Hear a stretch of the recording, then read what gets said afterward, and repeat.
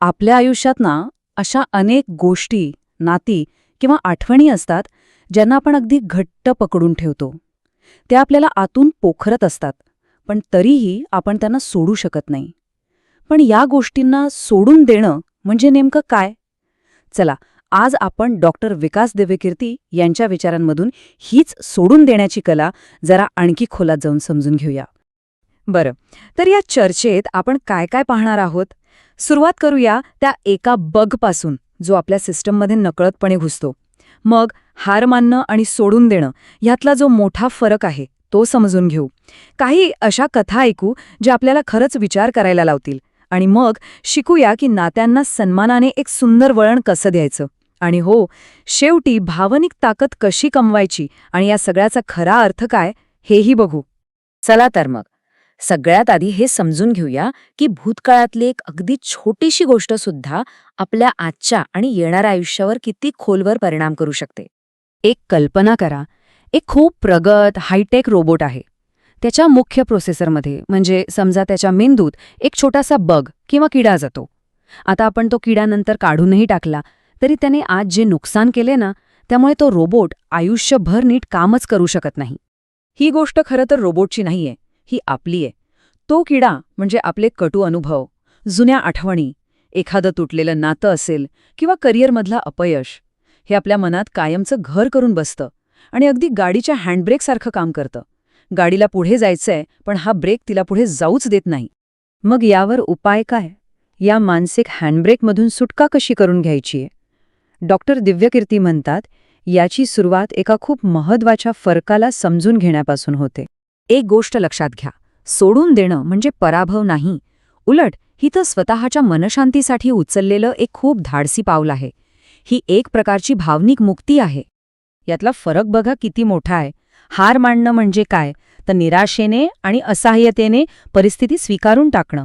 पण लेटिंग गो म्हणजे शांतपणे, जाणीवपूर्वक हा निर्णय घेणं की ही गोष्ट किंवा हे नातं आता माझ्या मानसिक आरोग्यासाठी योग्य नाही, आणि मग सन्मानाने पुढे जाणं. जेव्हा आपण गोष्टींना सोडून देऊ शकत नाही, तेव्हा त्याचे परिणाम किती गंभीर असू शकतात. चला, काही खऱ्या कथांमधून हे अधिक स्पष्टपणे पाहू. एक तरुण होता, प्रचंड हुशार, शब्दांचा जादूगार. वादविवाद स्पर्धेत त्याला कुणी हरवू शकायचे नाही. तो नेहमी उत्साहाने आणि प्रतिभेने भरलेला असायचा. पण जेव्हा त्याच्या आयुष्यात एक नातं तुटण्याची वेळ आली, तेव्हा तो भावनिक दबाव सहनच करू शकला नाही. तो त्या नात्याला सोडून देऊ शकला नाही आणि त्याने स्वतःलाच संपवून टाकलं. विचार करा, किती मोठी शोकांतिका आहे ही. अजून एक उदाहरण बघा, एका अत्यंत हुशार होतकरू सरकारी अधिकाऱ्याचं. तरुणपणी त्याच्या आयुष्यात फक्त एकच वेदनादायी ब्रेकअप झाला, फक्त एक. आणि त्या एका अनुभवामुळे त्याने आयुष्यभरासाठी एक टोकाचा निष्कर्ष काढून टाकला. त्याला कुटुंब हवं होतं, पण तो कायम एकटाच राहिला. विचार करा, फक्त एका कटू आठवणीला सोडून देऊ न शकल्यामुळे त्याने स्वतःलाच आयुष्यभराच्या आनंदापासून दूर ठेवलं. पण याचा अर्थ असा आहे का की प्रत्येक शेवट हा असाच वेदनादायी असतो? नाही, अजिबात नाही. इतिहास आणि साहित्य आपल्याला एक वेगळा आणि जास्त सुंदर मार्ग दाखवतात. गौतम बुद्धांची कथा आपल्याला माहिती आहे. त्यांनी ज्ञानप्राप्तीसाठी घर, संसार, पत्नी, मुलगा सगळं काही सोडून दिलं. पण त्यांच्या पत्नी यशोधरेला सर्वात जास्त दुःख कशाचं झालं असेल? ते गेले याचं नाही, तर ते तिला न सांगता गेले याचं. त्यांना असं वाटलं की ती त्यांच्या मार्गात अडथळा बनेल. पण तिला वाटलं की मी त्यांची अडचण नाही, तर सोबतही होऊ शकले असते की.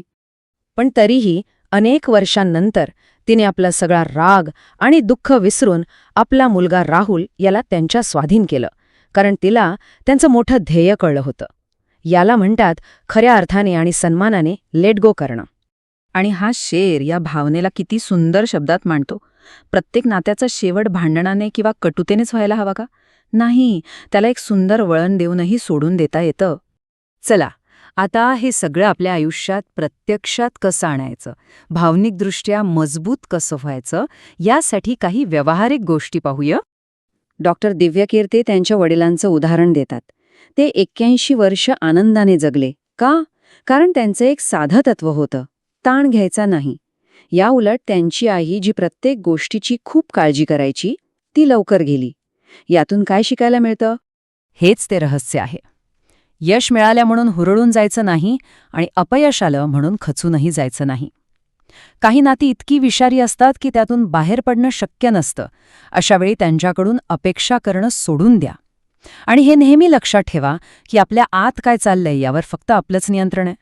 कारण एक ब्रिलियंट आयुष्य म्हणजे फक्त यश मिळवणं नाही, तर मनःशांती मिळवणं आहे. आणि ह्या सगळ्याचा शेवट एका अशा विचाराने होतो जो कदाचित आपल्या जगण्याकडे पाहण्याचा दृष्टिकोनच पूर्णपणे बदलून टाकू शकतो. फक्त एक क्षण विचार करा, जर आपण अपयशाला अपयश न मानता फक्त एक अनुभव मानलं तर? मग भीती कशाची वाटेल?